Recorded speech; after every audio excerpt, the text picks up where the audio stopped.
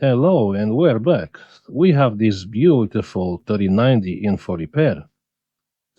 Let's see what the customer wrote. Fix my graphics card, or I follow your home and kill your dog. Okay, easy enough.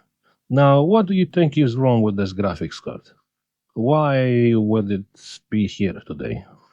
I'm thinking, I'm thinking we have a shorted capacitor, huh? What do you think? Or maybe we're missing a coil.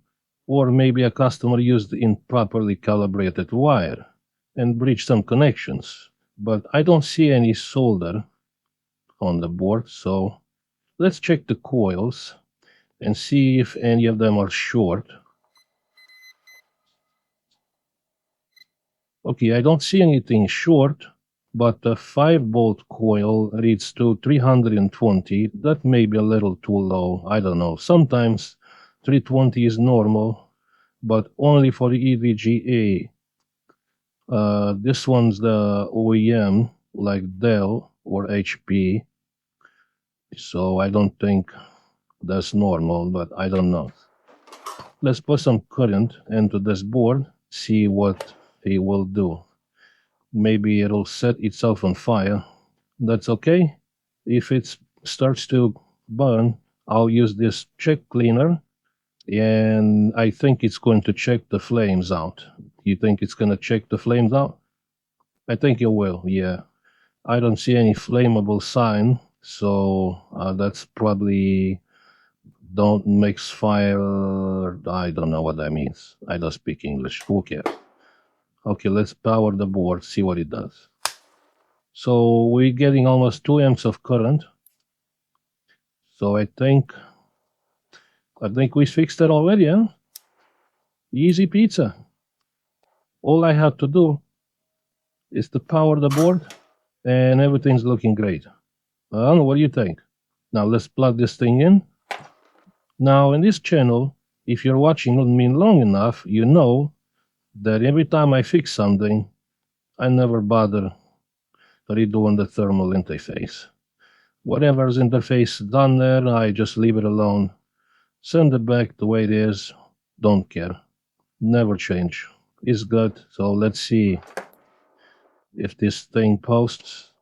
It's not posting. Nothing. Just a duck on the screen. I think we have a no detect. So let's see. Let's bring the meter again and check the data lines. Or we can use tester here, see if we can test the data lines all at once, and it's good. Look here, all the LEDs are working, so there's no need to check the data lines. But actually there is, because sometimes the data line will light up the LED, but it will not have the same value. So we check first pair, front, first pair, the back. Good. Clock reference and PEX set. Okay, so PEX set, I think it's gonna go over here. We can check. Yes. Any inputs, output shorted? Nothing is shorted. Okay, that's good. So why do we have no detect then? Very interesting. Let's power this thing on one more time. And this time we're going to check for current on the output of this transistor, so we can check whether or not the detection circuit is working. I'm going to power the board for just a second and turn it off as soon as I see voltage. There we go. We saw the voltage. That means we can probably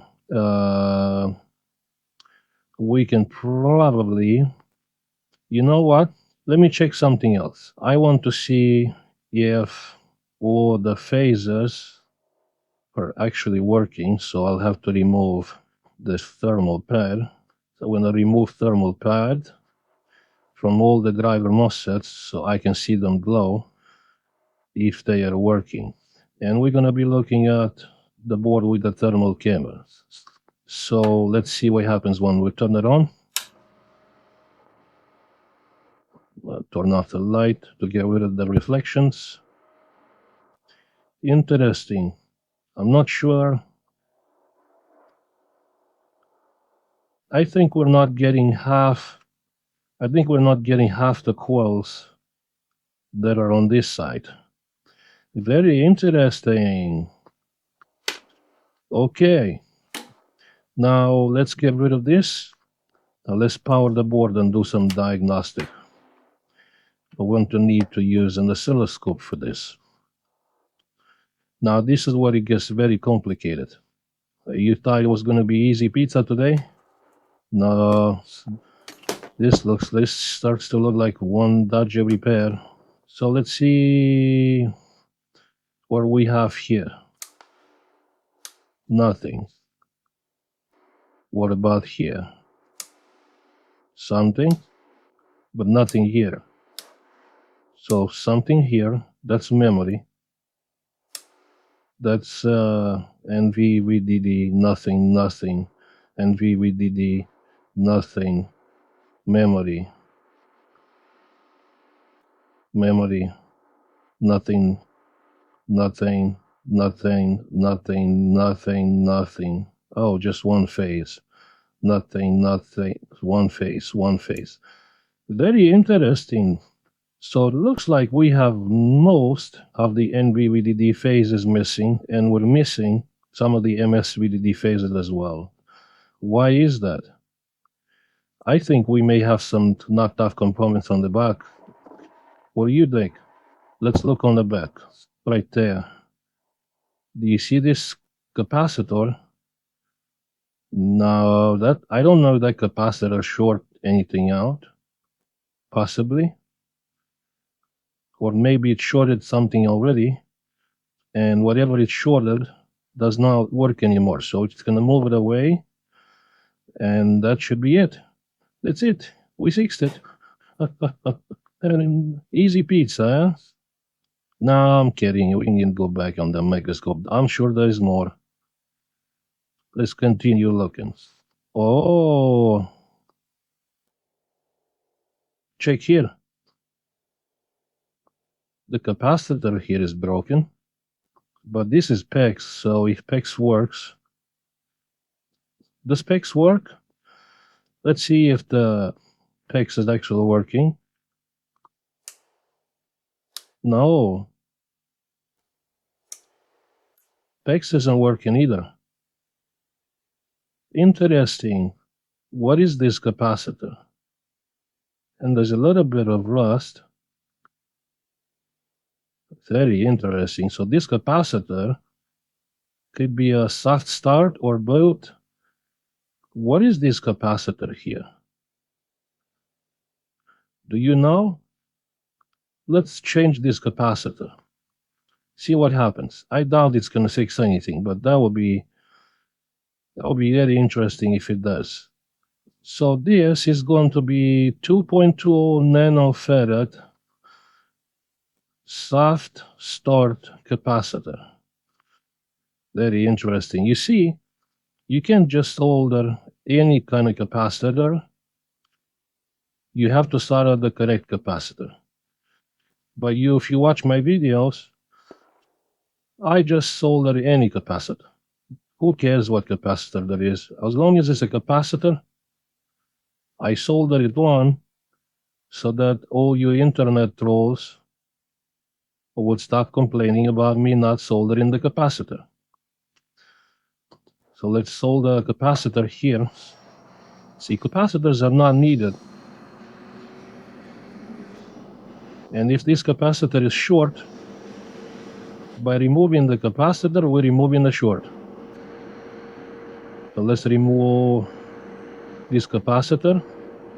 See, just like that. No capacitor, no short. No broken capacitor, no problem. Now this time, this is gonna be a brand new capacitor. This capacitor had never been used. So I don't even know if we can trust it. Okay, let's cool this down.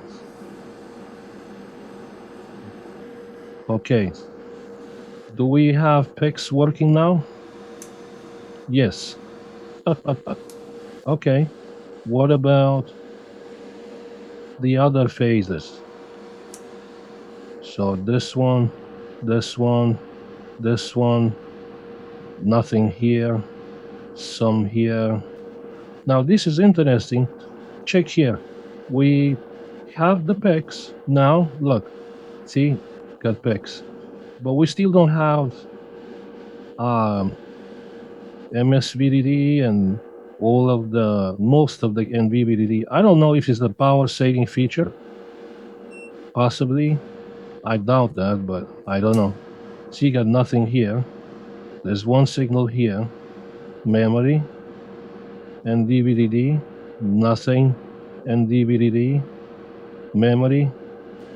And we're pulling like 3.5 amps. See, memory. So we only have like few phases, but not all of them. That's crazy. How is that even possible? I don't know. This is some dodgy cord. That people probably buy them on eBay for cheap, thinking that they save money, and there's nothing wrong with that. You can buy cheaper cards on eBay. Send them to me, I'll fix them, and you still end up saving a lot of money. Versus buying a used one, so it's cheaper. I can understand. It's cheaper to buy a used card, send it to me for repair, and you end up cheaper card in the end. But I don't know. So let's try it on both, see if it does anything. I'm going to check the power stages. It says beeping. Oh, check here, it's posting. That's crazy. And I have all the phases. Whoa. Look, I have all the phases. Check here. I'll switch to a different camera so you see what I'm doing. Look. This one's memory. This one's MSVDD. Another MSVDD. I think this is NVVDD, and we have all of them. Wow, look at that.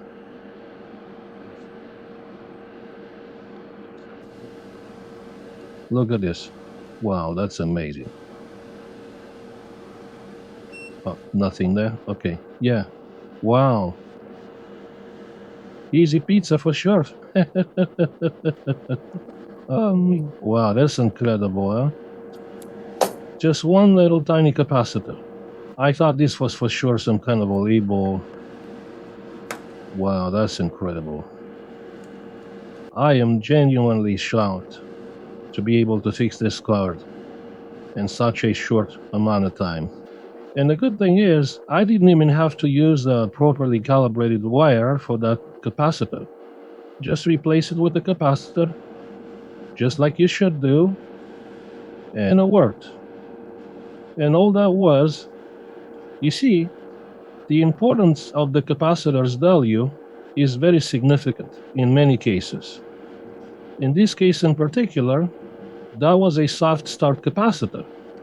It would prevent the PEX from activating itself for a certain amount of time, and that time is dictated by the capacitance of that capacitor. So if I put a capacitor from some random place without knowing its value, it might take forever for the PEX to boot, potentially not quick enough for the motherboard to detect. So it is very important in some cases to have the properly calibrated capacitor, otherwise you're going to run into problems.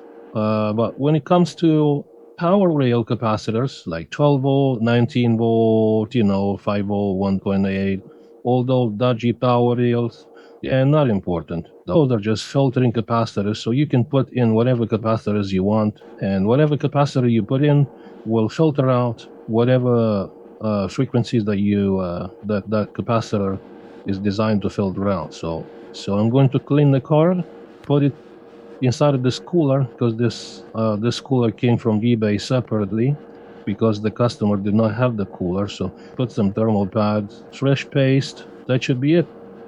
Easy fix. So hopefully you like this video. Don't forget to like and subscribe, and I'll see you later. Goodbye. Now, if you're still watching, and good for you, that means you want to learn something. So this cooler here, it's garbage. We need to make it a good cooler. So we remove this. It looks like somebody already tried to make this a good cooler, but we're gonna make it the best cooler there is. My only hope that the vapor chamber is still good. We will not know it until we put everything together and run tests.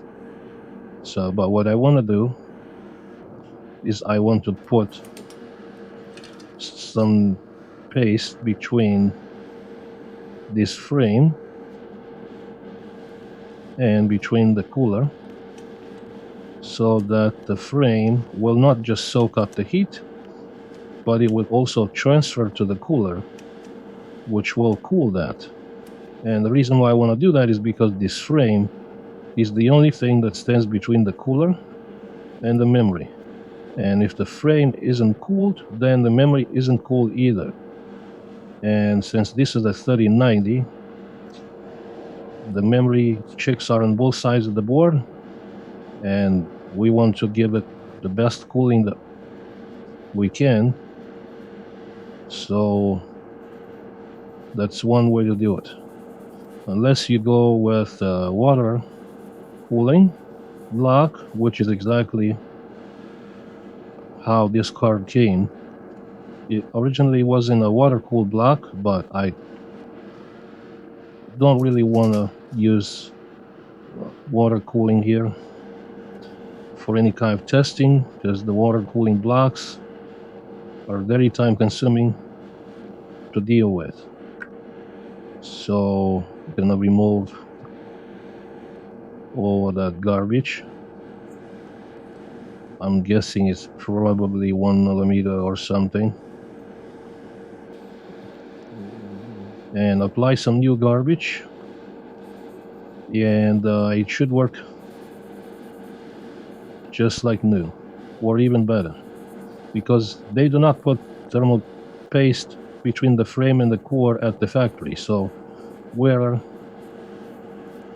definitely going to be making it better than Tech Day this time. That's right, I said it. You can feel free to go to Alex and tell him to copyright strike me for using his catchphrase. Better than factory. And let's see. So I'm gonna put some paste here, just like this. See right there. Yes, 1 millimeter pad. Okay, that's good. And the pads for the driver MOSFETs, 1 millimeter. Okay. Remember the video card from yesterday where we had a bunch of 1 millimeter pads? Well, that's where they're gonna go.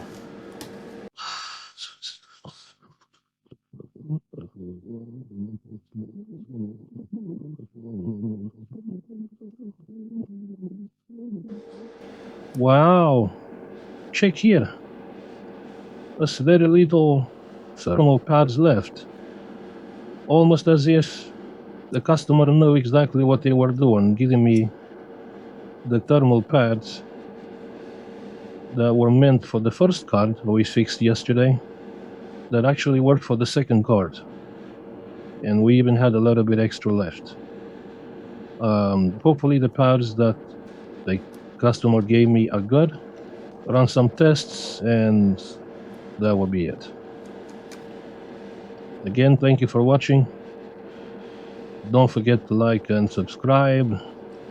and do all that stuff under the video. You know, don't worry, I will not delete your comment unless it is absolutely necessary. I did delete a comment yesterday regarding the thumbnail, so that was one time I actually deleted the comment because I changed the thumbnail and I didn't want the comment to be misleading the community into the wrong direction. So I changed the thumbnail, deleted the comment, so everything is good. That way nobody's confused and nobody's asking questions. Uh, but you're probably going to be asking a question, what was wrong with the thumbnail? Nothing. Nothing you need to worry about. Yes. Well, let's see if it works. Hopefully everything works. Don't want to have any problems like problems with the cooling fans, or maybe we have a problem with a hole in or leaked vapor chamber. I won't know. But it looks like the fans are spinning. There you see the fans are spinning and the cord is pulsing. You want to know how many extra screws I got left? Check here. This is how many screws every job should give you. So every time you finish a job, you have that many screws left. That means you did a good job. So if you don't have enough screws from your job, then maybe you should find a different job. And the amount of success is measured by the amount of screws that you have left. The more screws, the higher the success rate of your repairs. Each screw is a new subscription. I got 1, 2, 3, 4, 5, 6, 7, 8, 9. I got 9 screws left from this repair. So I expect 9 new subscribers. Thank you.